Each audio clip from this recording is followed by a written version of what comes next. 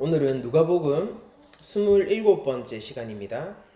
세리 레위를 부르신 예수님이라는 제목으로 하나님의 말씀을 전하도록 하겠습니다. 여러분들, 우리가 죄인이라는 사실을 어떻게 받아들이고 계신가요? 제가 어제 저희 교회에 어떤 손님이 오셔서 일종의 신앙적인 상담을 해드렸었는데, 그때 제가 한 자매님 두 분이 오셨었거든요. 네. 근데 그분께 드린 질문이 이거였어요. 이게 내가 죄인이라는 사실이 당신에게는 어떻게 받아들여집니까? 내가 죄인이라는 사실이 어떻게 느껴지시나요?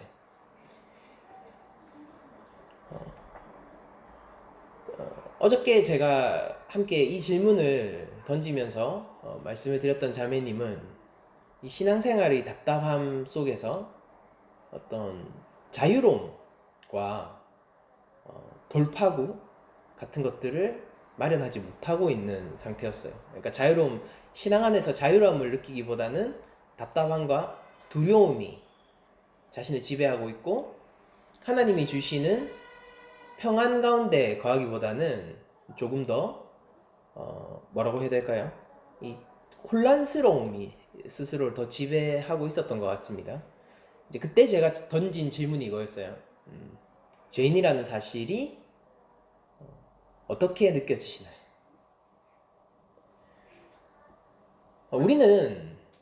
우리가 죄인이라는 사실을 고백함으로 말미암아 자유를 얻는 존재들입니다. 그러니까 우리를 지배하고 있는 것들이,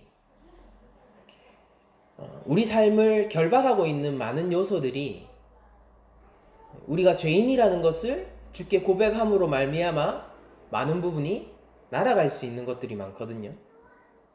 물론 제가 예수님을 믿고 죄인임을 고백하면은 만사가 형통한다 라는 얘기 같은 것들을 하려는 것이 아니라, 우리 어떤 근원적인 자유를 찾게 해주는 말이 주여 나는 죄인입니다, 나를 긍휼히 여겨 주시옵소서 라는 그 얘기를 하려고 하는 것입니다. 그런데 우리는 죄인이라는 사실을 솔직하게, 그리고 주 앞에서 정직하게 고백할 수 있는 담대함과 용기를 지닌 사람들이어야 하죠. 중요한 것은 우리가 정말로 주님 앞에서 이 죄인이라는 것을 정직하게 고백하는 것입니다. 그러니까 우리가 회개 기도조차도 어떤 종교 행위로 전락할 수 있다는 사실을 잊어서는 안 될 거예요. 그러니까 이런 것이에요. 내가 스스로를 나는 교만한 사람이라서, 나는 죄인이라서 라고 얘기하면서 스스로의 그 고백을 자기 방패막이로 삼는 사람들도 있고요. 그러니까 이런 거죠. 나는 난 진짜 너무 죄인이라서, 나는 너무 마음이 강팍해서 라고 얘기를 하면서 어떤 일을 할 때에 주께 온전하게 순종하지 못하는 자기의 모습을 미리 방비하고 대비하고, 뭐라고 해야 됩니까? 벌써부터 방어 기제로 가득 찬 채, 그러니까 이미 순종할 마음이 없는 그 자체로 주께, 그러니까 주님 제가 너무 죄인이라서요, 사람들 앞에서 그렇게 얘기하면서 주님의 말씀에 순종치 못하는 자기의 모습을 합리화하고 방어하고, 때로는 자기가 죄인임을 멋지게 고백함으로 말미암아 신앙적인 우월감을 얻는 경우도 있죠. 그러니까 간증 같은 데 섰을 때 참 기독교가 이런 면에서 무서운 것 같아요. 간증을 할 수 있는 자리라든지 자신의 신앙을 고백하는 자리에서 이제 내가 주 앞에서 얼마나 죄인임을 고백하고 회개했는가를 겸양을 떨며, 그러나 자랑스럽게 교만하게 사람들에게 얘기함으로 말미암아 자기가 얼마나 신앙적인 깊은 체험을 했고 우월한 상태에 있는지를 나타내려고 하는 그런 경우도 있습니다. 그러니까 그런 경우가 얼마나 될까? 뭐 그렇게 생각이 한편으로 들기는 하지만은 그러나 실제 우리 주변에 있는 이야기들이죠. 그리고 무서운 것은 하나님 앞에서는 그 중심을 속일 수 없다는 것이 무서운 것이죠. 그래서 우리는 하나님 앞에서 정직하게 우리의 죄인됨을 고백해야 합니다. 그리고 우리가 죄인됨을 고백하면은 주께서는 우리를 기뻐하시고 우리로 하여금 자유케 우리를 해방시켜 주세요. 그리스도인의 중요한 정체성 중에 하나가 옛 이스라엘 백성들, 출애굽 백성들과 이 동일한 그 아이덴티티를 공유하는 부분이 있거든요. 그게 뭐냐면은 압제받던 폭군에게서 해방된 존재라는 것입니다. 자유인이죠. 이전에는 노예였지만 지금은 안식을 하는 자유인이고, 이전에는 다른 나라에 있었지만은 지금은 하나님 나라의 시민이 된 자유시민이고, 하나님 앞에서 책임 있는 자유인. 이 자유라는 것을 그리스도인들은 누리게 되는데, 그 자유가 바로 우리가 죄인임을 고백하는 순간부터 시작되는 것이죠. 단 정직하게 하나님 앞에서 나의 영혼을 정말로 솔직하게 고백하는 것으로. 그러므로 우리는 내가 죄인이 아닌 것 같은데 죄인이라고 고백해서는 안 되겠죠. 그거는 한번 시도해 볼 수는 있겠지만은 별다른 효과를 낳지 못할 거고, 결국 그냥 자기가 죄인 같지 않은데 죄인입니다 라는 종교적인 고백을 반복하는 것은 뭐라고 해야 됩니까? 가식적인 이중적인 신앙인으로 자기를 만들어갈 소지가 있는 거예요. 그러니까 반대로 또 스스로가 하나님 앞에 고백하고 하나님 앞에 내어놓아야 할 죄가 있다는 것을 알면서도 그것을 애써 숨기고 감추며 주께 내가 죄인됨을 털어놓고 나아가지 못하는 경우도 우리는 주의해야 할 것입니다. 그러니까 우리가 하나님 앞에서 우리의 정직한 영혼을 내어놓고 나의 이 죄악된 모습을 주께로 내어놓지 않으면은 우리 가운데 회복은 없기 때문이에요. 그러니까 기독교는 진짜 약을 주는 종교죠. 오늘 의사이신 예수님이 나오는데요. 진짜 치료가 있는 종교예요. 모든 문제의 해결점은 그 문제가 무엇인지 정확하게 파악하는 것부터 시작합니다. 그게 첫걸음이죠.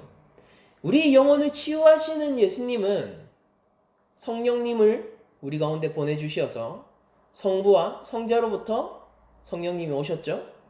성령님을 우리에게 보내주셔서 우리의 영혼을 조명해 주시고 우리로 하여금 우리가 어떤 사람인지를 그 말씀의 비달에, 성령의 비달에 확연히 드러나게 해주세요. 이 예배당 안에 불이 다 꺼져 있다면은 이 예배당이 어떤 상태인지 모르겠죠. 그리고 저는 이렇게 얘기할 수 있을 거예요. 이 예배당이 얼마나 화려한 보석들로 이루어졌는지 아십니까? 이거 만져보세요. 이 단단하게 만져지는 이것은 에메랄드이고요. 저것은 다이아몬드고요. 이렇게 얘기할 수 있을 거예요. 그런데 불이 탁 켜지면 어떻게 되는 거예요? 진실이 드러납니다. 그리고 그때는 인정할 수밖에 없어요. 제가 이 예배당이 갖가지 보석으로 꾸며져 있다고 거짓말했었습니다 라고 얘기할 수밖에 없겠죠. 아니면은 한 가지 방법이 더 있어요. 눈을 감는 것이죠. 성령과 말씀의 조명 아래에서 그저 눈을 감고 모른 척하는 것이죠. 그렇게 하면은 일시적인 만족은 얻을 수 있지만은 우리의 영혼은 즉시 파멸의 상태로 치닫게 되는 겁니다. 거기에 회복은 일어날 수 없겠죠. 그러므로 우리는 하나님 앞에 우리의 죄인됨을 정직하게 고백하는 것이 중요하고 이 영혼의 정직함으로 하나님 앞에 나아가서 우리의 죄인됨을 고백할 때에 주께서는 우리를 자유케 해주시고 우리의 영혼을 치유해 주시는 분이라는 것을 우리들이 굳게 믿어야 하는 것입니다. 이게 오늘 설교의 결론이에요. 그러니까 얘기 다 했는데 오늘 본문을 좀 살펴보면서 이 본문이 주께서 우리에게 주시는 회복과 우리 회개가 어떤 것인지를 좀 더 깊이 설명할 수 있도록 한번 본문을 들여다보면서 조금 더 얘기를 해보도록 하겠습니다. 예수님이 이제 제자를 모으시는 장면이 오늘 본문에서 드디어 등장합니다. 27절을 보시면은 그 후에 예수께서 나가사 레위라 하는 세리가 세관에 앉아 있는 것을 보시고 이렇게 나와 있어요. 그러니까 예수님이 밖으로 나가셨는데 세리 한 명을 봤습니다. 세관에 앉아 있어요. 이건 무슨 뜻이냐면은 삭개오 같은 세리장이 아니라 그 세리장, 삭개오 같은 세리장 밑에서 일하는 현직의 말단 세리라는 뜻입니다. 그러니까 거기서 통행료를 걷거나 제가 예전에 세리가 어떤 구조로 돌아가는지 한번 말씀드린 적이 있는데 통행료를 걷거나 아니면은 사람들로부터 이렇게 찾아다니면서 세금을 실제 징수하는 역할을 했던 말단 세리인 것 같아요. 그러니까 여기 세관에 지금 밖에 앉아 있죠. 삭개오 같은 정도의 세리장 정도 되면은 그렇게 하진 않습니다. 그러니까 물론 세리들은요 당시에 로마의 앞잡이 같은 사람들이었기 때문에 로마는 세리들에게 이렇게 얘기했었습니다. 그러니까 각 지방을 다스리는 이제 세리를 관할하는 행정장들이 있을 거 아닙니까? 그 사람들한테 얼마를 갖고 와라 라고 얘기를 해요. 그러면은 그 얼마를 바치기만 하면 돼요. 그럼 그거 세금 거두러 다닐 때 생기는 비용이라든지 자기 인건비 같은 거는 어떻게 책정되죠? 자기 마음대로 책정하는 거예요. 그러니까 국가에 바칠 돈만 바치면 됩니다. 나머지는 세리장의 능력입니다. 더 많이 고효를 짜낼 수 있으면은 그만큼 자기 이득이 더 많이 생기는 거고요. 정말로 딱 세금만 걷어서 갖다 주잖아요. 그러면은 자기는 그냥 자원봉사자가 되는 거예요. 그러니까 세리들이 기본적으로 어떻게 머리가 돌아가고 어떻게 사람들에게 세금을 걷겠습니까? 저 사람이 다음번에도 세금을 낼 수 있고 살아갈 수는 있대. 그러나 최대한 많이 세금을 뽑아내는 방식으로 세금을 책정하고 그 각 사람들에게 거두어 가겠죠. 그러니까 이 지역에서 세금이 더 높을 수도 있고 저 지역에서는 세금이 더 낮을 수도 있지만은 사람들의 생활들은요 별반 다르지 않았어요. 어차피 고효를 짜는 작업이고 저기에는 조금 더 고효를 짤 게 많고 여기에는 조금 덜하니까 세금을 작게 거두는 것이고 저기는 고효를 짤 게 많으니까 세금을 더 많이 거두는 것일 뿐이란 말입니다. 그러니까 최대한 착취하는 사람들이죠. 이 사람을 우리들은 죄인이라고 부릅니다. 그러니까 그거는 더 이상 설명이 필요 없어요. 일제강점기에서 일본의 앞잡이 노릇했던 사람들에 대해서 우리가 어떻게 생각하죠? 그 사람들에게 정상 참작의 여지가 있습니까? 없어요. 세리들에게 정상 참작의 여지가 있을까요? 없습니다. 유대인의 입장에서 한번 생각해 보세요. 그런 사람이 세리란 말이에요. 근데 그 세리가 레위라는 이름을 가지고 있는 세리가 예수님 앞에 나타났고 예수님이 그것을 눈여겨보세요. 그러니까 여기서는 앉아있는 것을 그냥 보시고 라고 되어 있는데 이게 뉘앙스, 보다라는 말이 맞는데 뉘앙스가 어떤 뉘앙스냐면은 여러분들 우리나라 말도 보다와 관찰하다가 똑같이 시각적인 정보를 얻는 행위지만은 그 뉘앙스가 다르죠. 여기서 예수님이 보셨다 할 때의 보다라는 것은요 아주 주의 깊게 집중해서 보는 행위를 말하는 거거든요. 그러니까 예수님이 거기서 누가 봐도 백성들을 고열을 짜고 자기의 유익을 위해서 타인을 짓밟고 있는, 경제적으로 억압하고 있는 그 레위를 눈여겨보시고 계신 겁니다. 그리고 이 레위는요, 마태예요. 그러니까 동일한 사건이 마태복음 9장 9절에 나오는데요. 제가 읽어드릴게요. 예수께서 그곳을 떠나 지나가시다가 마테라 하는 사람이 세관에 앉아있는 것을 보시고 이르시되 나를 따르라 하시니 일어나 따르니라 라고 되어 있죠. 그러니까 이게 지금 레위라고 이름이 지어졌지만은 이 사람이 우리가 더 잘 알고 있는 이름으로는 마태입니다. 그리고 당시에는요, 이 문화적인 설명을 잠깐 하자면은, 당시에는 이게 이 이름이 세머로 되어 있는 이름인데요. 이 세머로 된 이름을 2개 정도 가지고 있는 사람들이 꽤나 흔했었습니다. 그러니까 성경에도 그런 예들이 나오는데, 사도행전 1장 23절을 보면은 그들이 2사람을 내세우니, 하나는 바사바라고도 하고, 별명은 유수도라고 하는 요셉이요, 하나는 마띠아라. 이렇게 되어 있어요. 그러니까 마띠아 말고, 우리가 잘 알고 있는 듯이 다른 집사 후보가 바사바였잖아요. 근데 그 바사바가 뭐라고 불립니까? 별명은 유수도고, 그리고 또 다른 이름이 있어요. 바사바고 그 이름이 요셉이에요. 그러니까 이름이 2가지로 불리고 있죠. 그러니까 마태도 마태면서 또 다른 이름이 있어요. 레위입니다. 사도행전 12장 25절을 보면요, 바나바와 사울이 부조하는 일을 마치고 마가라 하는 요한을 데리고 예루살렘에 돌아오니라. 마가복음의 저자거든요. 여기서 나오는 마가가 또 다른 이름이 있었어요. 그게 뭐냐면 요한입니다.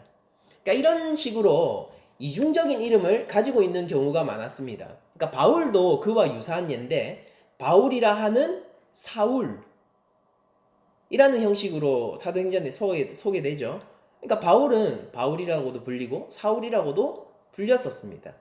그런 것처럼 이 마태 역시 레위라는 이름을 가지고 있었는데, 예수님은 이 세리인 레위를 눈여겨보셨어요. 이제 우리가 세리라고 하면 이제 뉘앙스가 좀 생겼죠. 세리인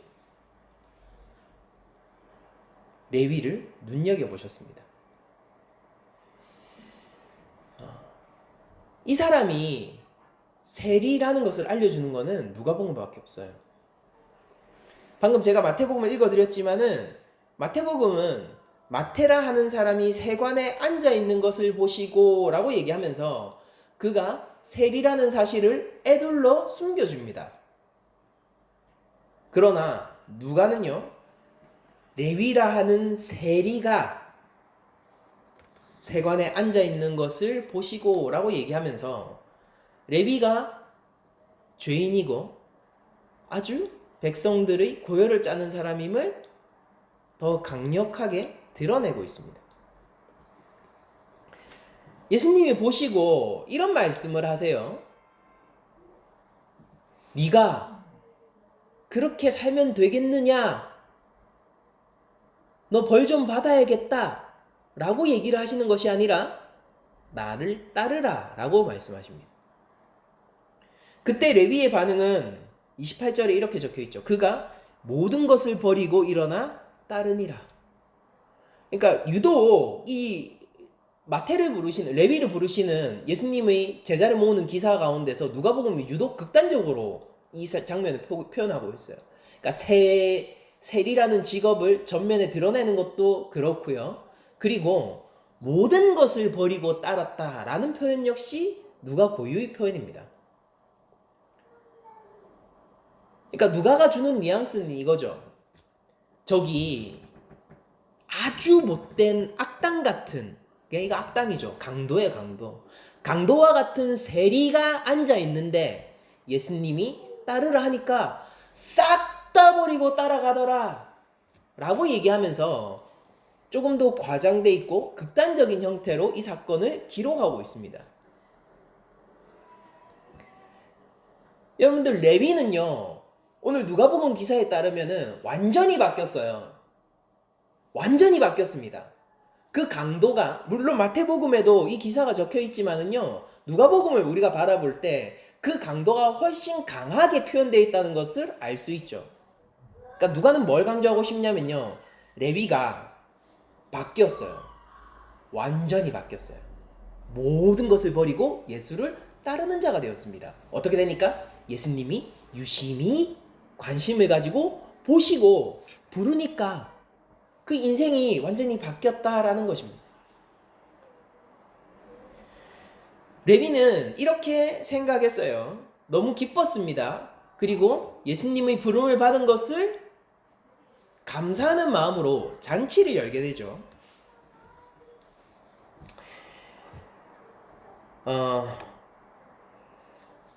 레위가 예수를 위하여 자기 집에서 큰 잔치를 하니,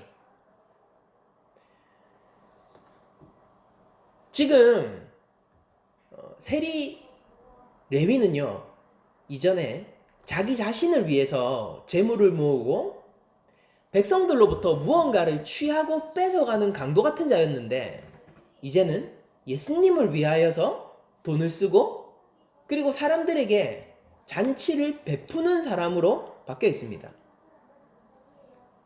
이것이 기쁜 것이죠, 자기에게는. 그리고 자기에게는 이런 삶의 변화가 온 것이 감사한 일인 것이죠. 그래서 예수님을 모셔서 큰 잔치를 하는데, 이 장면을 통해서 우리들이 알 수 있는 게 레위가 모든 것을 버렸다라는 말의 의미가 무엇인지를 알 수 있어요. 레위가 단순히 모든 재산의 권리를 포기했다라는 뜻이 아니죠. 그게 아니라 모든 것을 버렸다라는 뜻은 뭡니까? 지금 모든 것을 버리고 자기 재산의 모든 권리를 포기했으면은 이 잔치는 어떻게 여는 겁니까? 성경이 얘기하는 모든 것을 버리고 예수를 따르는 행위는요, 여러분들 보세요. 그 모든 것을 버렸다라는 것은 주를 위하여 모든 것을 바쳤다라는 뜻이에요. 그러니까 우리가 모든 것을 버리고 하나님을 예배해야 돼요. 어떤 걸 버려야 합니까? 이전에 나의 죄악된 욕망과 나를 위하여서 사용하던 그 삶의 습성을 벗어버리고 모든 자원을 나를 위해서 사용하고 나라는 우상을 위해서 활용하던 그 모든 습성을 버리고 하나님께 향하게 하는, 내가 가지고 있는 것들을 하나님을 위하여서 사용하는, 하나님의 영광된 삶을, 그 의미 있는 삶을 추구하는 삶으로 우리들이 바뀌게 될 때 성경은 우리에게 이렇게 얘기해 줄 겁니다. 네가 모든 것을 버리고 예수를 따르고 있다라고.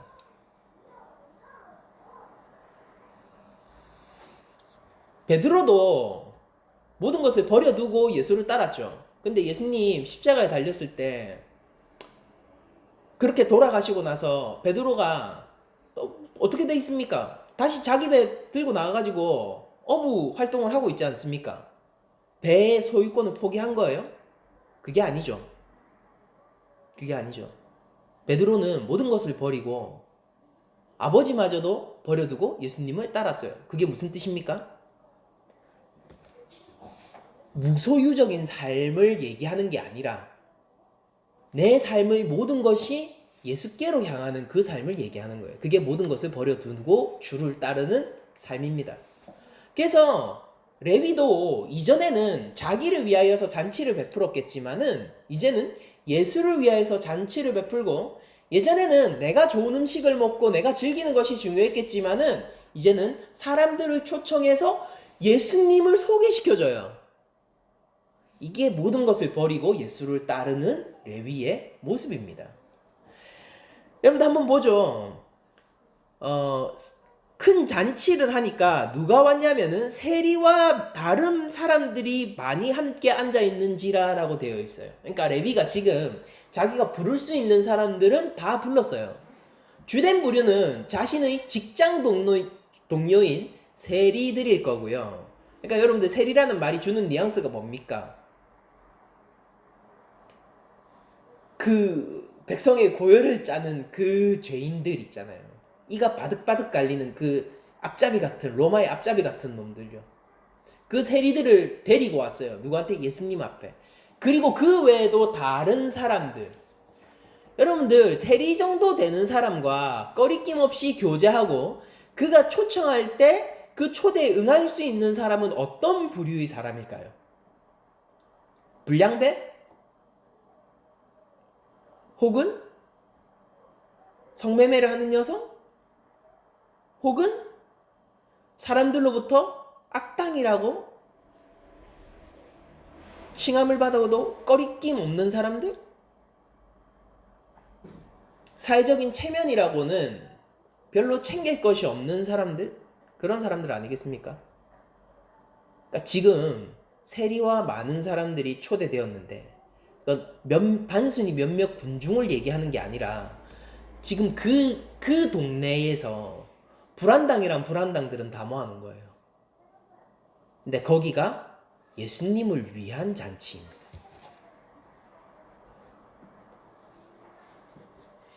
그 장면은 당시 종교 지도자들에게 많은 충격을 선사했습니다. 근데 우리가 누가복음을 쭉 따라오면서 예수님이 지금 어떤 상황인지를 저희들이 잘 알고 있잖아요. 예수님은요, 그 이름이 날로 높아져 가고 있고 사회적 명성과 이 선생, 더 나아가서 선지자로서 이름을 높이고 있는 사람이란 말입니다. 그렇게 사회적인 명망이 생기고 있고 사람들로부터 칭찬을 받고 명성이 높아져 가는 사람이 그 동네 불안당들이 다 모여있는 잔치에서 그들과 함께 먹고 마시며 즐기고 있는 거예요.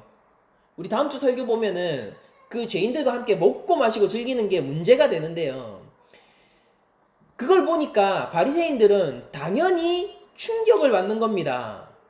그러니까 이 사람은 지금 선을 넘었어요.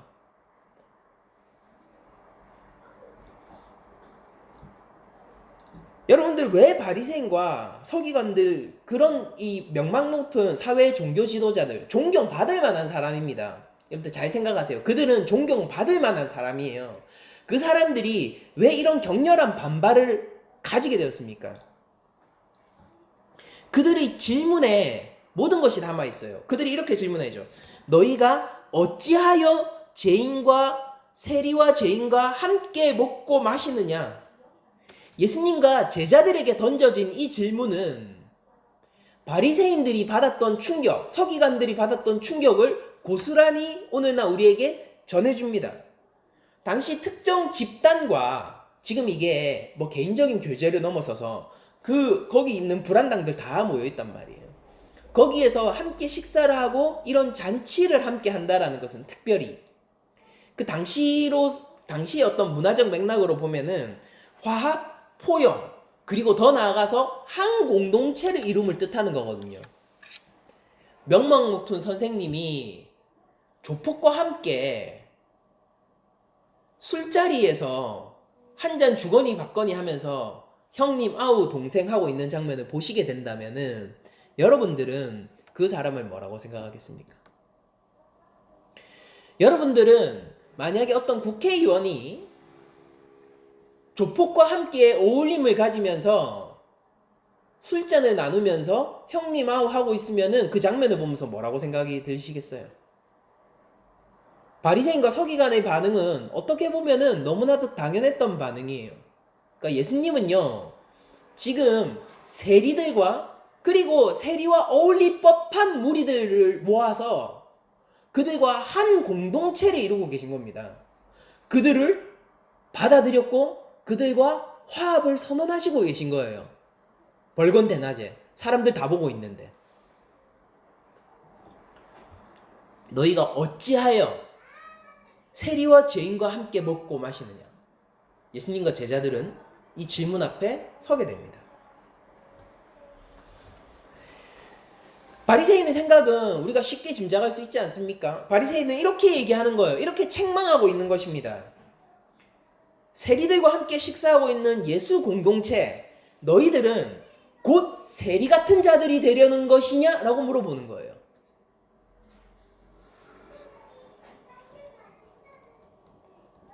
급속도로 영향력을 넓히고 있고 사람들의 존경을 받기 시작한 예수 공동체의 이 파격적인 행보는요, 종교 지도자들을 당황하게 만듭니다.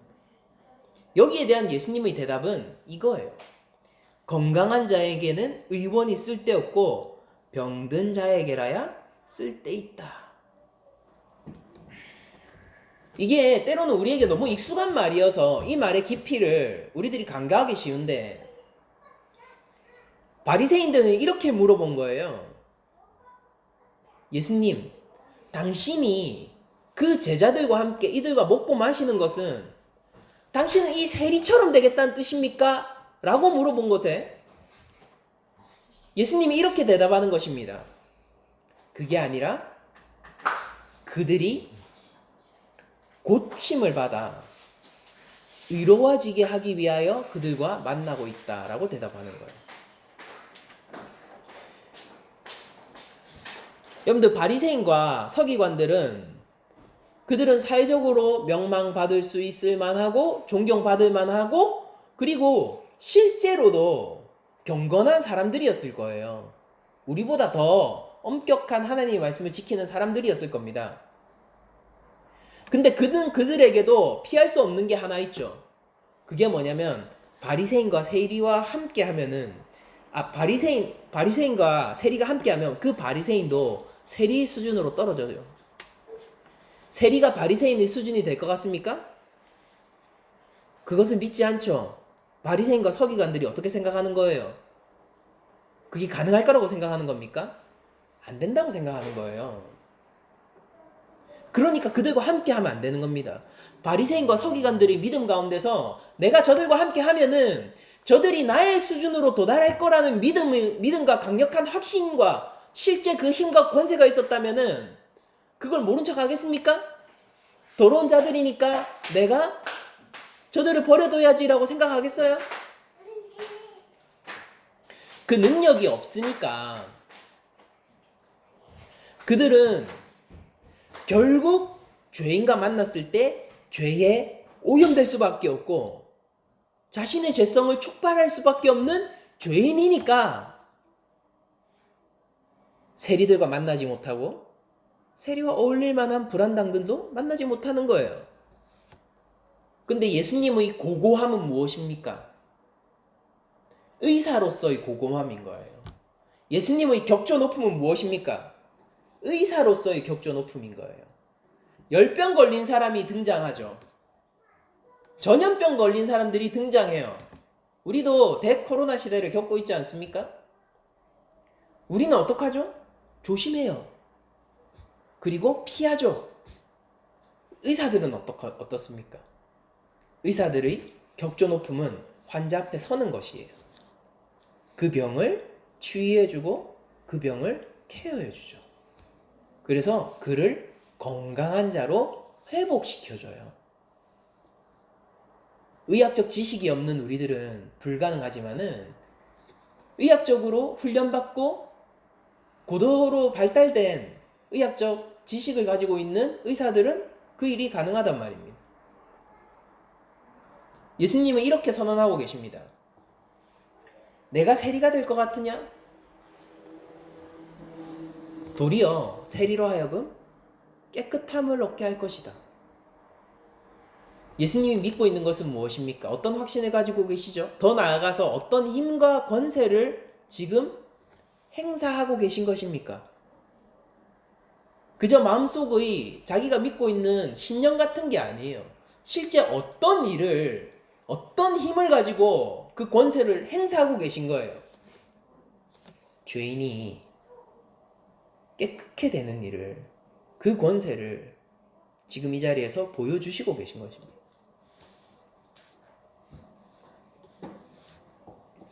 예수님은 병에 전염되는 나약한 환자가 아닙니다.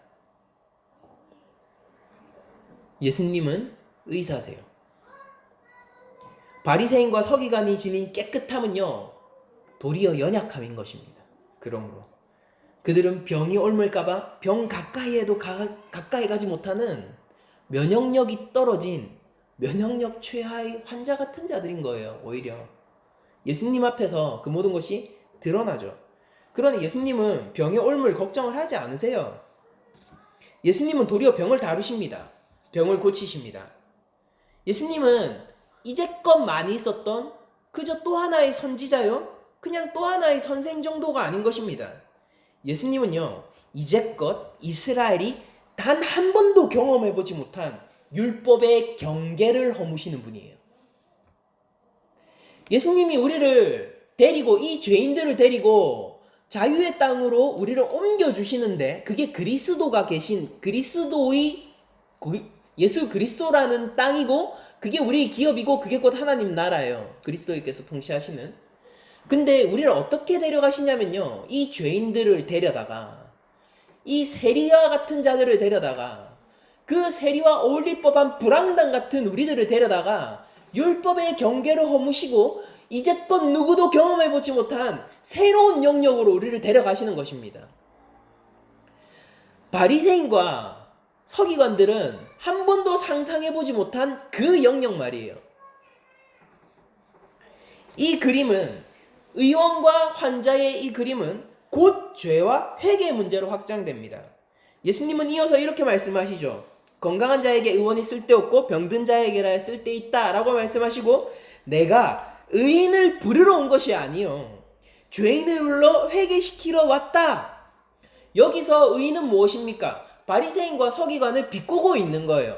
근데 이 의인이 진짜 의인이에요? 아니에요. 면역력 저하 환자들인 것입니다.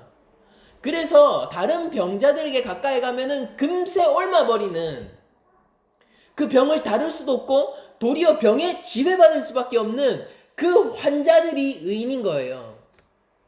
내가 의인을 부르러 온 것이 아니다. 그들은 스스로 설 것이다. 진짜 의인이면 하나님 앞에 살아남을 것이다.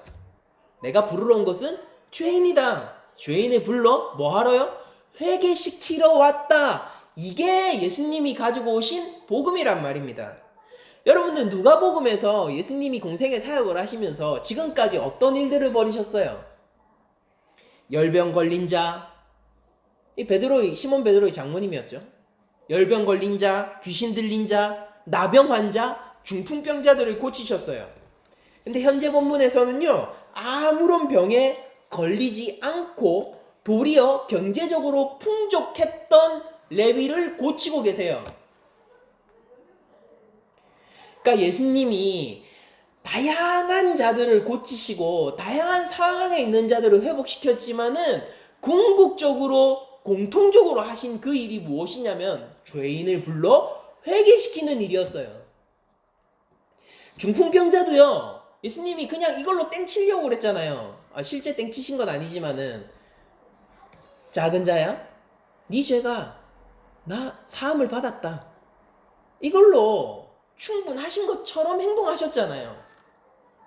그리고 지금 여기에 몸도 성하고 다른 사람의 고혈을 착취해서 내가 잔치를 베풀 만큼의 재력도 있는 이 사람 앞에서도 예수님은 이렇게 말씀하세요. 회개하라. 내가 회복시켜 주겠노라. 그러니까 오늘날 우리들이 당시 로마를 살아가던 예수님 당시의 사람들과 다른 환경, 다른 문제들을 안고 우리들이 이 자리에 서 있지만은, 그러나 예수님은 우리 가운데서도 동일한 권면을 하시고 계시고 동일한 변치 않는 일을 하세요. 그게 뭐냐면은 죄인을 불러 회개시키는 일입니다. 그리고 이게 우리를 잔치를 벌일 수 있는 기쁨의 찬자로 만드는 일인 것입니다. 나병 환자, 부정 환자를 낫게 하셨어요. 그리고 죄를 사는 권세가 있음을 암시적으로 보여주셨습니다. 중풍병자. 그리고 이제 오늘의 본문에 도달하니까 누가가 뭐에 집중합니까? 완전히 오롯이 죄의 문제에만 집중하고 있어요. 여기에서 문제가 되는 사람은 세리와 그 친구들입니다. 여러분들, 이 본문이 우리한테 그저 그냥 메타인지처럼 이 본문이 이런 거지 라고 낯설게 그냥 우리가 제3자 입장에서 관찰하는 입장이 되면 안 돼요. 거기서 우리들이 출발했지만은 결국 어디까지 가야 하냐면은 여기에 등장하는 레위 혹은 그 세리의 친구들 혹은 그들과 어울릴 법한 불안당의 자리까지 우리가 내려가야 합니다.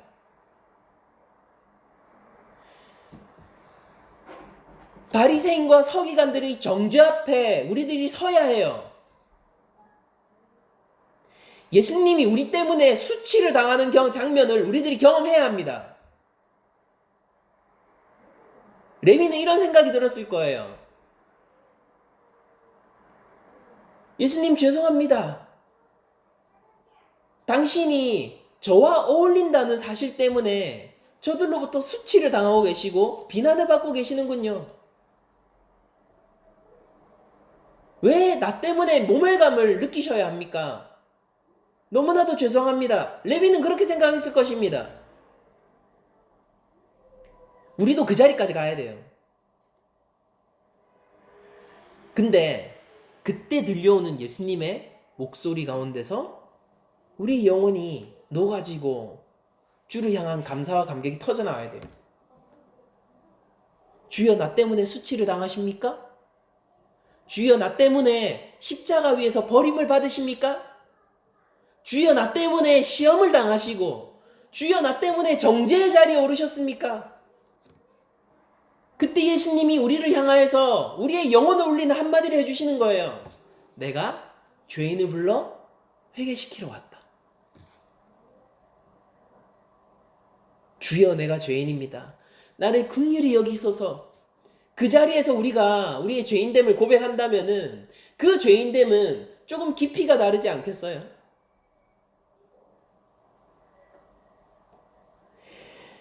바리새인과 서기관들은 예수님의 정결함, 거룩함을 의심했었습니다.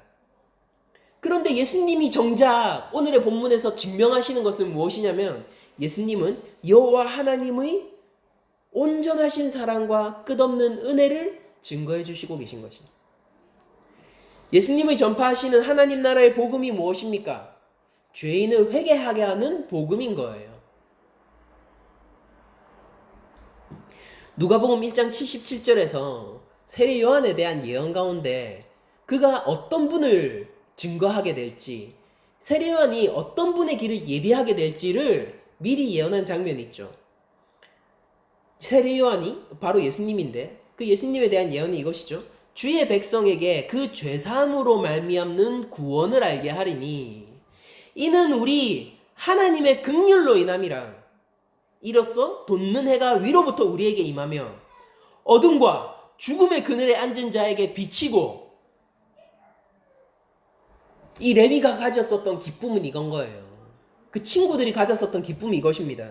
어둠과 죽음의 그늘에 앉아있는 자에게 돋는 해가 비치는 기쁨.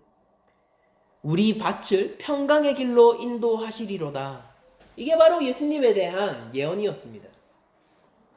예수님은 율법의 경계를 부수는 분이고요. 모두의 자리를 역전시키는 분이세요.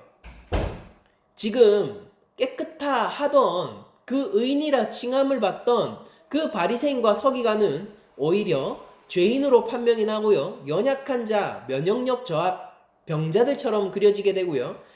오히려 사람들로부터 손가락질 받고 사람들로부터 죄인이라 칭함을 받던 이 변명의 여지가 없죠. 변명의 여지가 없는 세리, 레위, 마태 그 자들은 오히려 하나님 앞에서 건짐을 받고 깨끗함을 받는 서로 간의 위치를 역전시키는 일이 오늘 본문에서 벌어집니다. 누가복음 1장 51절이에요.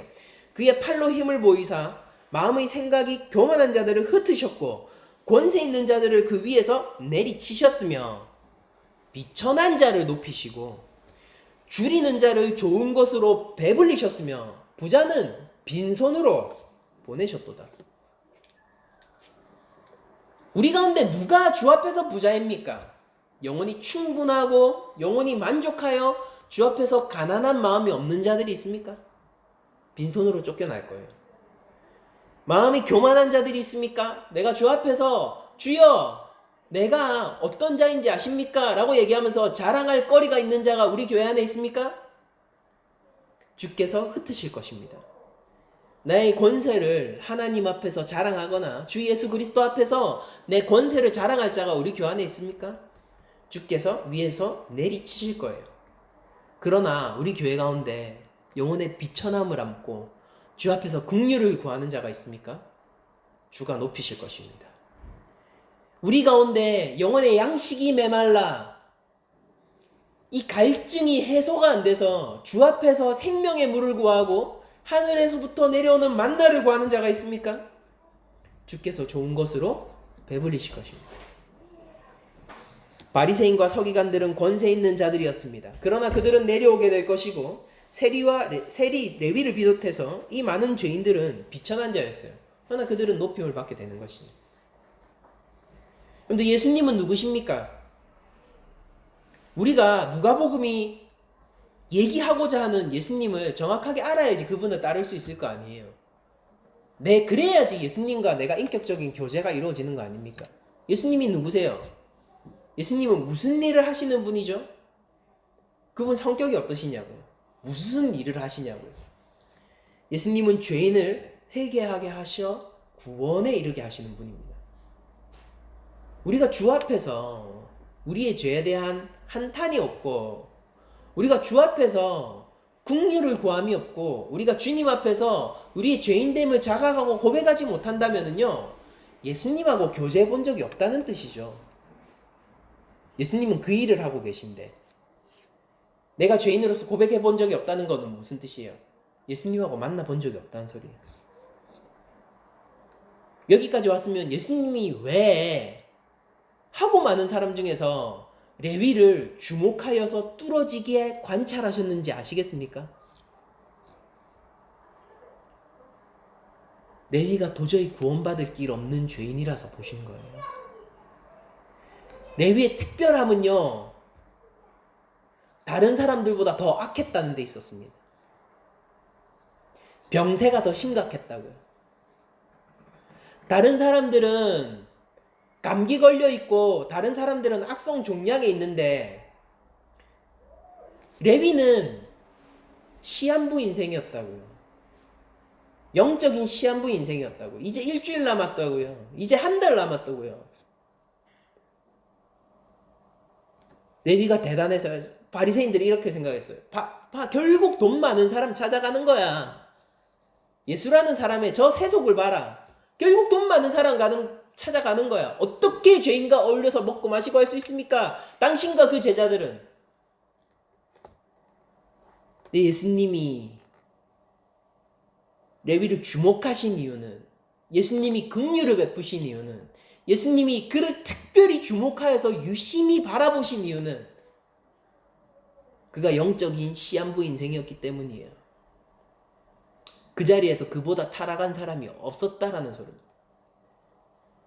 그 자리에서 누구도 레위만큼 돈을 사랑하는 사람이 없었다라는 뜻이에요.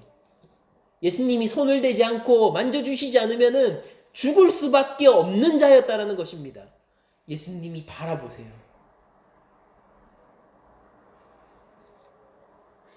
예수님의 사역들 가운데서 여러분들 잘 보세요. 열병으로 시작해서 귀신 들린 자, 그리고 나서 악성 종양이죠. 나병, 피부병, 악성 피부병에 걸린 자, 중풍병자, 병이 어때요? 점점 중해지죠. 제일 마지막에 건강한 사람 나와요. 진짜 건강합니까? 누가복음의 구조가 그걸 정말로 얘기하는 걸까요? 아니에요. 예수님은 주목해서 보지 않으면 안 되는 사람을 만난 겁니다. 예수가 아니고서는 도저히 가망이 없는 자를 드디어 만난 거예요. 예수님이 바라봐야 되는 자를 만난 겁니다. 그게 레위입니다. 세리예요. 그리고 어느 날 우리 낮은 자리 교회가 레위 자리에 서기로 합니다. 주님, 내가 죄인입니다. 나의 죄를 용서하소서. 주여, 나를 긍휼히 여기시고 나를 모른 채 지나가지 마시고 나를 바라봐 주시옵소서. 여러분들, 레위가 얼마나 복 있는 자이고 하나님 앞에 축복을 받은 자입니까? 그 영혼의 구원 입음이 어떤 것이겠어요? 사람들은 예수님이 돈을 쫓아서 레위를 만났다라고 하지만 레위는 모든 것을 버리고 예수를 쫓는 자가 되었단 말이에요. 예수님이 레위의 돈을 쫓는 자입니까? 레위가 모든 것을 버리고 예수를 쫓는 자가 되는 것입니다. 우리가 주 앞에서 내가 죄인입니다. 나를 긍휼히 여기소서라는 정직한 누구의 눈을 의식하지 않는 그저 하나님 앞에서의 정직한 고백을 하는 자라면은 우리도 당연히 모든 것을 버리고 주를 쫓는 자가 될 거예요. 누가복음의 제자도를 살펴보면요. 누가가 유독 강조하는 게 있어요. 모든 것을 버리지 않는 자는 예수를 쫓지 못하는 것처럼 그립니다. 마태는 여지를 두죠. 마태는 그냥 따랐다, 일어나 따랐다 이렇게 얘기해요. 누가는 뭐라고 합니까? 모든 것을 버리고 따랐다라고 얘기해요. 누가의 제자도예요, 그게. 그리고 모든 것을 버린다는 것은 무슨 뜻이었죠? 내 모든 소유권을 포기한다고요? 무소유된다고요? 그게 아니라 내가 가진 모든 것을 주께로 향하게 한다라는 거. 성경이 과장이 아니죠. 먹고 마시는 것도 주의 영광을 위해서 하라. 범사에 감사하라. 쉬지 말고 기도하라. 성령 충만한 삶을 기대하고 살아라. 성경은 과장하지 않아요. 격조 높지 않습니까? 여러분들 우리 삶에 대해서 하나님이 요구하시는 게 율법요? 아니요. 일주일에 하루 안식하면 된다고요? 아니요. 10분의 1이 하나님께 드려지는 제물이면 된다고요? 아니요. 모든 것을 바쳐라. 2랩돈 가지고 있으면 2랩돈 가져와. 네가 가지고 있는 모든 것을 팔어. 교회 헌금해. 오해하지 마세요. 사이비들처럼 여러분들 재산 다 팔아가지고 교회 헌금하셔야죠. 그 얘기 하는 게 아니라 먹고 마시는 것도 주를 위해서 하고요. 그러니까 우리가 그 수준의 삶을 한번 상상해 보자고요. 그게 신약의 규례잖아요. 율법을 넘어서는 율법의 영역을 파괴해서 주께서 데리고 간 그 예수 그리스도가 통치하는 영역은 모든 방면에서 주의 통치를 받는 그 세상 아닙니까? 내 가지고 있는 돈요? 마이너스 통장 가지고 계신 분이 있습니까? 여러분들 고민해 보세요. 이 마이너스 통장을 주를 위하여 어떻게 사용할까? 말이 안 되는 거 아닙니까, 목사님? 마이너스 통장이면 그거 메꿔야 되는데 빚인 건데 어떻게 주를 위해서 사용하냐요? 주를 위해 사용하세요. 그게 신약의 규례예요. 정직하게 돈 버셔서 돈 메꾸세요. 크리스천으로서 빚 갚으세요. 거짓말하지 마시고 하나님이 그래도 내 삶을 다스리고 지켜주시는 방식이라는 것을 믿고 신뢰하면서 하나님께 감사하면서 마이너스 통장을 주께 바치십시오. 목사님, 저는 한 달 생활비가 딱 떨어져서 뭐 어떻게 자시고 할 거 없이 뭐 할 거 없이 헌금 10원도 내기 힘든 상황입니다. 오케이. 하나님이 주신 거잖아요. 감사하면서 그거 쓰세요. 하나님 맡기시다 그런 게 아니에요. 하나님 주신 거예요. 잘 먹으라고 내 새끼 살라고 이 땅에서 생명 부지하라고 하나님 주신 거예요. 감사하게 사용하십시오. 사치요? 뭐 할 수도 있죠. 하나님 주신 건데. 잔치 열 수도 있죠. 근데 질문이에요. 신약의 규례입니다. 있는데 딱 떨어지는데 그냥 내가 쓸 것 빼고는 없는데 조금만 나가도 바로 마이너스인데 그래서 먹고 마시는 건 주를 위해서 안 할 겁니까? 주께서 주신 것으로 내 삶을 주를 위한 온전한 삶의 예배로 안 만들 거예요?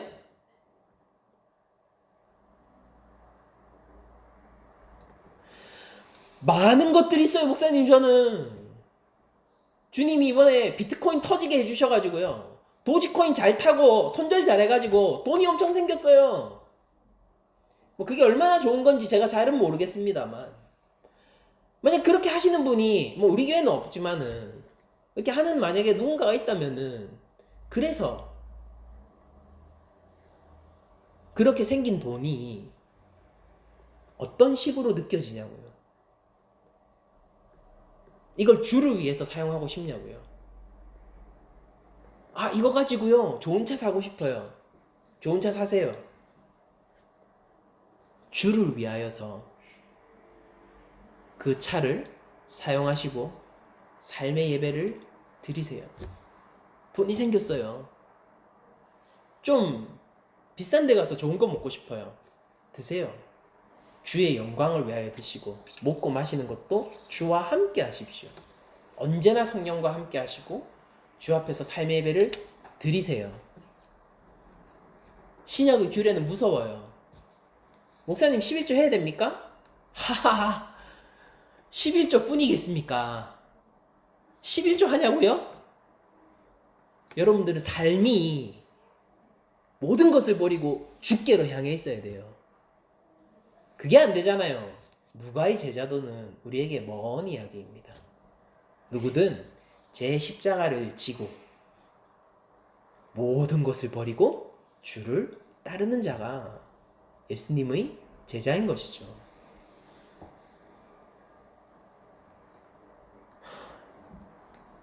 교회 헌금하지 않으셔도 돼요.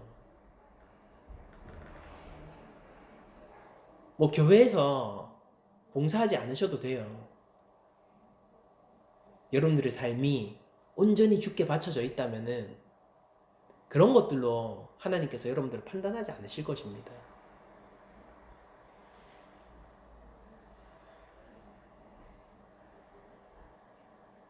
그러나 여러분들이 교회 헌금한다 하더라도, 교회에서 봉사한다 하더라도 내 모든 것을 버리고 주를 따르지 않는 자가 있다면요, 그런 것들이 내가 회개하는 죄인으로서 하는 것이 아니라 내가 바리새인으로서 혹은 서기관으로서 그런 일을 하는, 만약에 그런 사람이 있다면요, 조심하세요.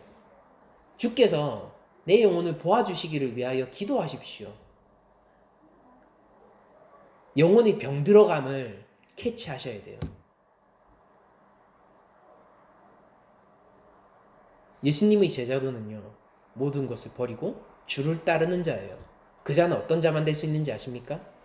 주 앞에서 영혼이 파산당한 자로 긍휼을 구하면서 주여 나는 죄인입니다, 정직하게 고백할 수 있는 자만이 모든 것을 버리고 주를 따를 수 있습니다. 예수님은 누구신가 다시 한번 되새깁시다. 죄인을 회개하게 하시고 구원하시는 분이세요. 예수님은 누구십니까? 죄인을 구원하시되 그는 죄에 대해서 오염당하지 않으시고 오히려 죄를 깨끗게 할 능력과 권세를 지니신 분이에요. 예수님은 누구십니까? 역전의 주님이세요. 낮은 자를 높이시고 겸손한 자를 높이시고 권세 있는 자를 위에서 내리치시는 분이십니다.